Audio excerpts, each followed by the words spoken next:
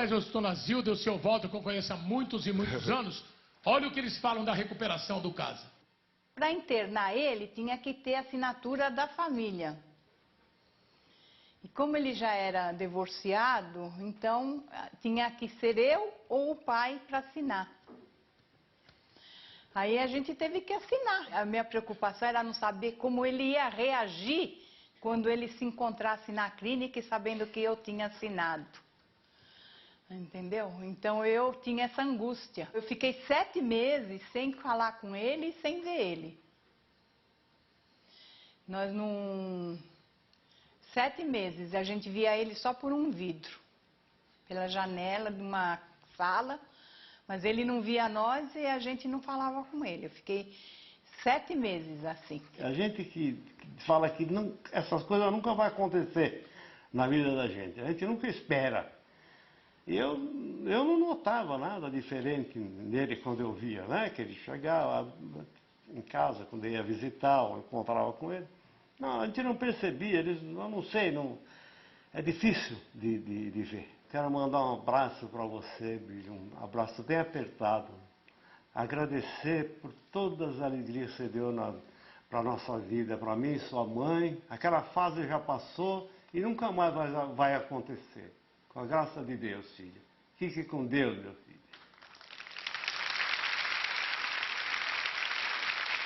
Essa força dona Zilda do seu Walter, você está vendo aí, acha, afinal de contas, o Casagrande deu uma vida melhor ainda para eles. Eu que conheço o seu Walter, dona Zilda, há 30, 40 anos, a verdade é o seguinte, eles perderam uma filha também, não foi? Perdemos. Perdeu uma irmã, Minha irmã né? morreu com 22 anos. Então você imagina a força para suportar tudo isso da dona Zilda do seu Walter.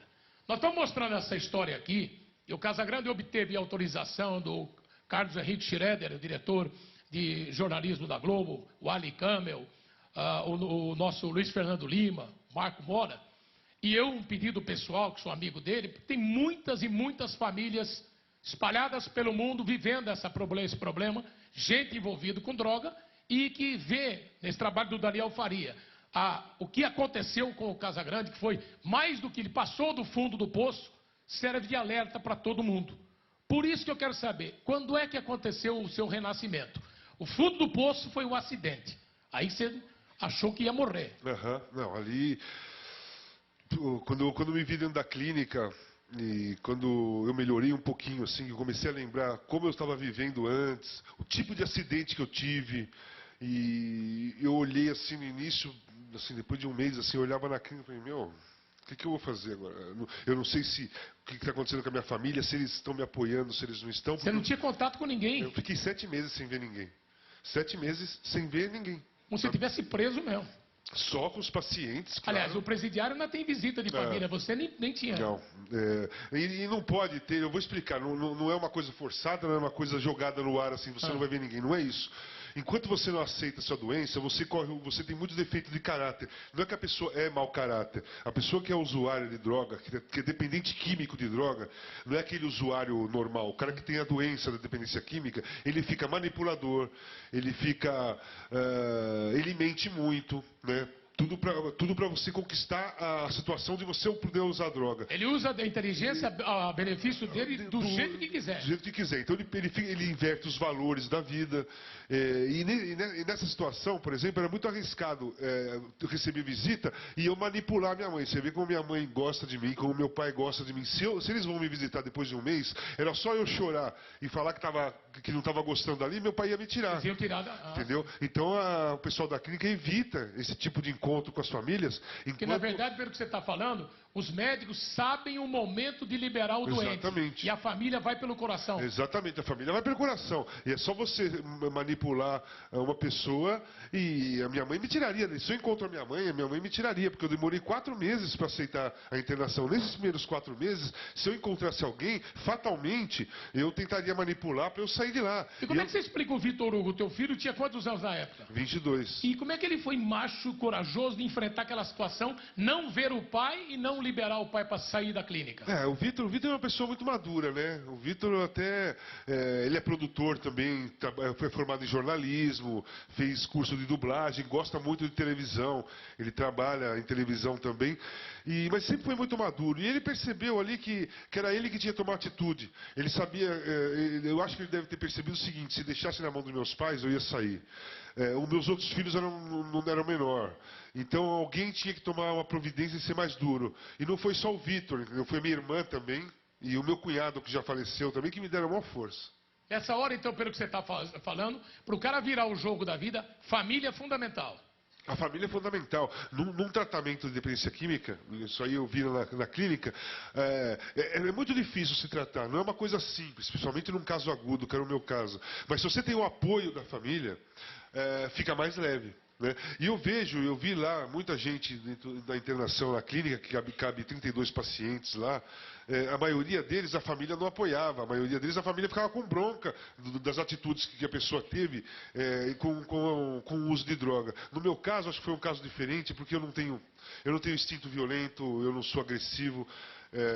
Eu não deixei de lado a minha família em nenhum momento, sempre continuei ajudando meus pais. Agora, entre os internos, as pessoas que estavam internadas, existe um clima amistoso, um ajuda o outro ou não? Tem rivalidade, tem briga, como tudo? Não. Lá nessa clínica tem muitas regras, você não pode ter nenhuma discussão, você tem que ter respeito com as pessoas. Eles tentam reorganizar a vida de um dependente químico. Aqueles trabalhos comunitários que eu te falei, aquele trabalho de regar a horta, tudo, é para colocar uma disciplina na pessoa. Né? Que a pessoa, quando está no uso agudo de droga, ela não tem disciplina alguma, ela não tem organização da vida dela, ela não faz nada da vida, tudo é em função da droga. Né? Tudo a droga é primeiro, então ela perde toda a organização que ela possa ter na vida, todo tipo de coisa que ela possa fazer, e a clínica ajuda a reorganizar. Então, por isso que dentro da clínica você não pode ter muito contato com os outros pacientes, mas é uma clínica que não tem só dependente químico, tem pessoas dependentes químicas e também com alguns outros traços diferentes de personalidade. Então não é uma coisa muito simples ficar lá dentro. Quanto tempo você ficou? Fiquei 1 ano. Eu fui internado, acho que 25 de setembro de 2007 e saí dia 1º de outubro de 2008. E quando você olhou para o espelho e falou, eu estou curado e não volto mais para esse tipo de coisa? É todo dia um desafio? Todo dia é um desafio.